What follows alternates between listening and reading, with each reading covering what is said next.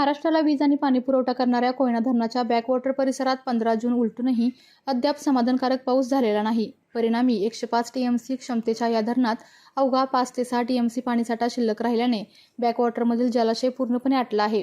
या परिस्थितीचा सर्वाधिक फटका कोयना कांदाटी विभागातील नागरिकांना बसत आहे। जलाशय आटल्यामुळे या भागातील दळणवळण व्यवस्था ठप्प झाली असून अनेक गावांचा संपर्क देखील तुटलेला आहे। नागरिकांना आता 70 ते 80 किलोमीटरचा अतिरिक्त प्रवास करून आपल्या गावी पोहोचावे लागत आहे। दरम्यान राज्याचे उपमुख्यमंत्री एकनाथ शिंदे यांच्या पुढाकारातून या भागात 2 सिलिंग टाईप पुलांची उभारणी युद्धपातळीवर सुरू आहे। दिवाळीपर्यंत हे पूल वाहतुकीसाठी खुले होण्याची अपेक्षा आहे। मात्र तोपर्यंत स्थानिक नागरिकांना मोठ्या अडचणींचा सामना करावा लागत आहे।